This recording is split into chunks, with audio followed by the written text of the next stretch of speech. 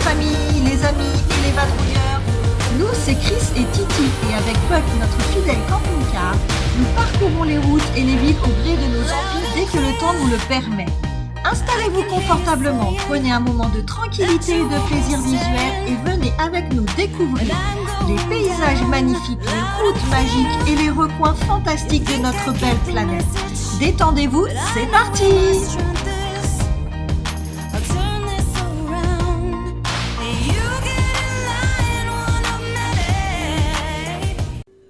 Bonjour amis vadrouilleurs, la famille, les amis, j'espère que vous allez tous bien. Aujourd'hui, je vous emmène découvrir le village d'Oradour-sur-Glane, le village martyr du 10 juin 1944. Je n'ai même pas de mots pour dire à quel point ça a été une horreur ce qui leur est arrivé. Je vais vous expliquer en 2-3 mots. Le drame d'Oradour-sur-Glane n'a duré que quelques heures. Ces quelques heures ont suffi pour anéantir 642 vies humaines et détruire 328 constructions. Le général de Gaulle a voulu préserver les ruines d'Oradour de façon à livrer à l'humanité un témoignage des conséquences de la barbarie guerrière. Ces ruines sont celles d'un petit village, comme il en existait des centaines en France. Ces pierres mises à nu par l'épreuve du temps étaient celles de la vie. Et voici en quelques points ce qui s'est passé ce jour-là. 14 heures, arrivée des SS. Après l'encerclement du bourg, des soldats donnèrent l'ordre aux habitants de se rendre sur le champ de foire. 15 heures, le rassemblement. Des mitrailleuses furent installées sur le lieu de rassemblement où femmes et hommes des villages voisins étaient également acheminés. Les écoliers arrivèrent en rang accompagnés par leurs instituteurs. 15h30, la séparation. Des soldats séparèrent les hommes des femmes et des enfants. Ces derniers furent dirigés vers l'église. Quelques instants après, les hommes furent divisés en groupes et acheminés dans divers lieux d'exécution. 16h, le massacre des hommes. Une explosion résonna. À ce signal, les mitrailleuses crachèrent la mort. Les tueurs donnèrent le coup de grâce à quelques-uns avant de mettre le feu au amas de corps brisés. 17h, le massacre des femmes et des enfants.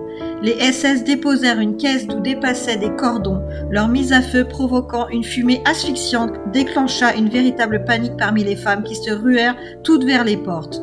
Les SS les y attendaient, les tirs des mitrailleuses les obligèrent à se replier à l'intérieur.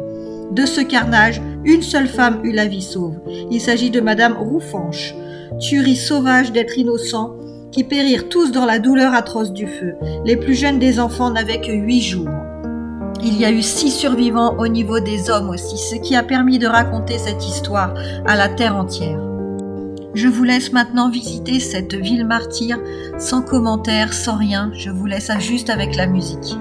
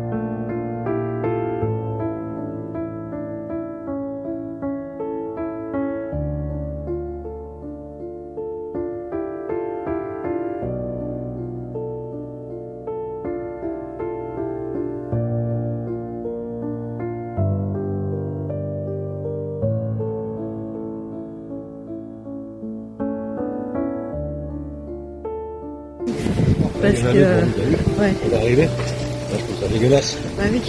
Pas de taille d'homme parce que là, c'est plus bien. Moi, c'est un truc qui me met en colère, ça. En voyant ça, j'ai la haine qui remonte, c'est un truc de fou. Ouais. Je peux pas, moi. Pardonnez. Vous entendez, Titi est pas content. Hein.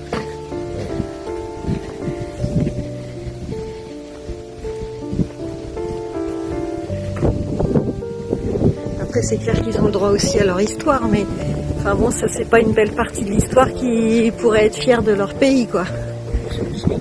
Parce que bon, c'est pas Hitler qui leur a demandé de faire ça, hein. Ils l'ont fait sur leur propre initiative.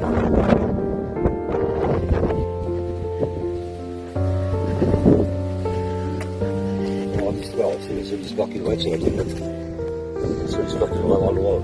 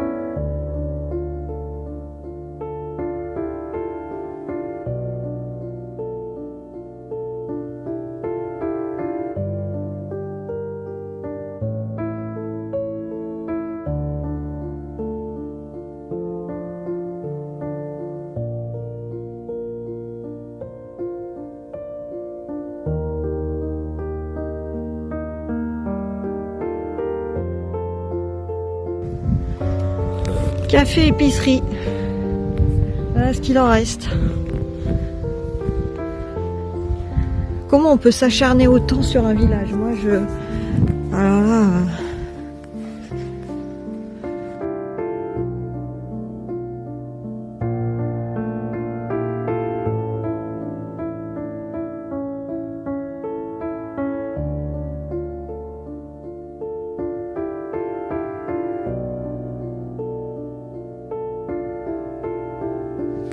Alors ici c'est un cabinet dentaire, vous voyez?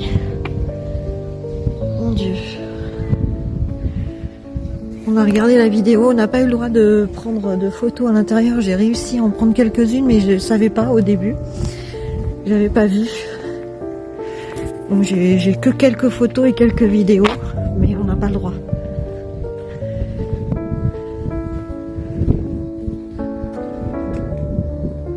Sauf là.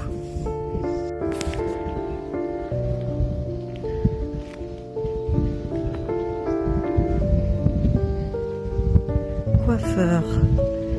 Là, c'était le coiffeur. Chérie, c'était le coiffeur, là.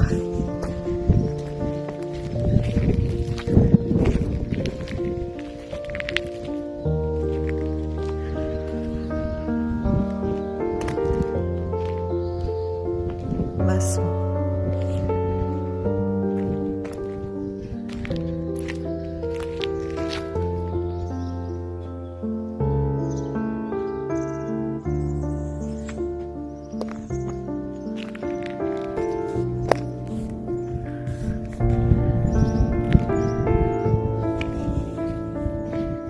C'était un hôtel-restaurant.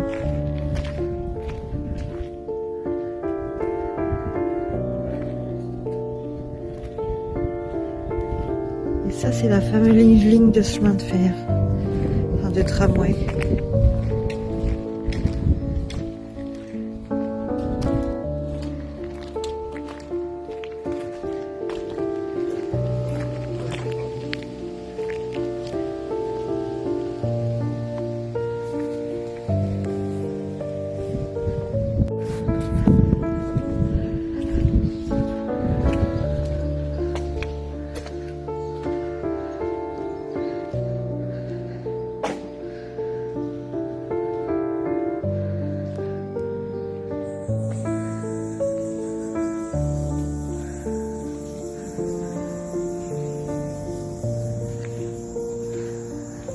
Oh, les impacts de balles.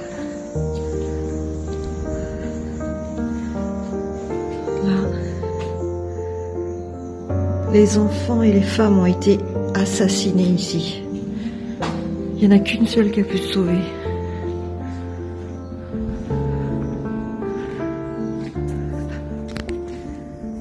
Mon Dieu.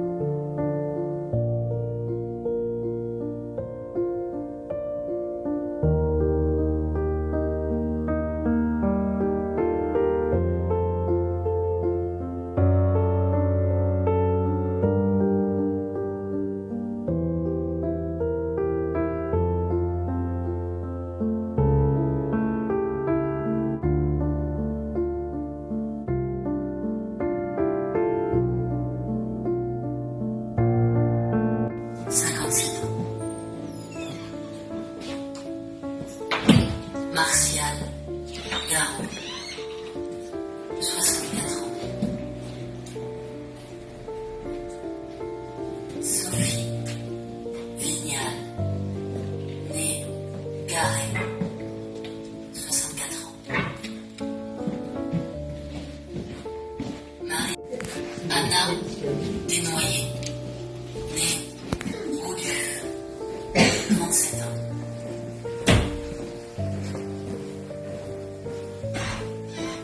Léonard Andy, 69 ans. Et voilà, ainsi se termine cette petite visite au village d'Oradour-sur-Glane. Je vous cache pas l'émotion qu'on a eue avec mon petit Titi lorsqu'on s'est baladé dans les rues et dans les ruines. Lorsque je me suis retrouvée dans la petite cour de l'école des filles et j'ai eu l'impression d'être en train de jouer avec elles. C'est franchement très prenant. J'espère que la visite vous a plu. Vous pouvez liker, commenter, partager ou même vous abonner si vous ne l'avez pas déjà fait. En attendant, je vous dis à très vite avec une nouvelle aventure. Bye bye les vadrouilleurs!